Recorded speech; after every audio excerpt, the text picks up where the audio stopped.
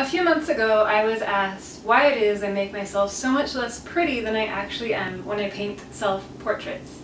And first of all, I want to say thank you to the person who said that I am pretty. But the reason why I'm making this video is to talk a little bit about the psychology behind self-portraits. I think there are 5 factors that influence how an artist represents themselves. First, I think that artists are dealing with the vanity factor. Some artists won't even make self-portraits, or they make very, very few of them because they feel like if they make many, then people will think that they love themselves too much. Other artists aren't as worried about that, but the vanity factor still plays in the portraits that they make because they don't want to flatter themselves too much and give people the impression that they think they're so beautiful. Next, there's reality versus perception. I view myself a certain way because I have a certain amount of life baggage surrounding my self-image.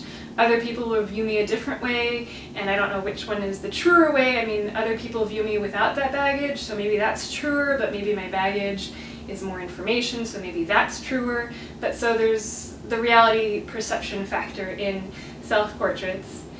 There's also the factor of taste. You know, certain people are going to view certain things as beautiful, and others are going to view other things as beautiful, and there's just no accounting for it. Also, artists are engaging in a kind of propaganda when they paint self-portraits. Whether or not they're doing it consciously, they are communicating something about themselves to the world with the choices that they make in their self-portraits. So that will have an influence in how an artist portrays themselves. And finally, and this is the factor that probably influences my self-portraiture the most, or the one that I recognize as influencing my self-portraiture the most, I tend to use my self-portraits as a kind of way to experiment. I worry when I'm painting the portrait of someone else about whether or not they're going to like the piece. That's part of why I love portraiture, because it is a challenge to sort of get into someone else's mind and figure out how to represent them in a very specific way, in a way that's all about love.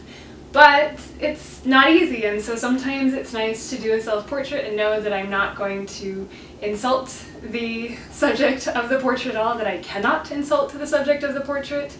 And that's definitely the case with this piece, where I was working on couch upholstery, which had a lot of texture in it, and so that texture is basically a bunch of bumps on the face. And so it wasn't like I was going to paint someone else on this couch upholstery that I had prepped years ago, like in 2006, and hadn't gotten around to using, and I figured I'm not going to throw it away until I've actually done something with it, and so I created this self-portrait where I wasn't worried about offending myself, but could sort of play with this texture, and I probably won't end up using it for anything else, but it was good to play and experiment, and that's what portraiture, for me anyway, self-portraiture, is really about.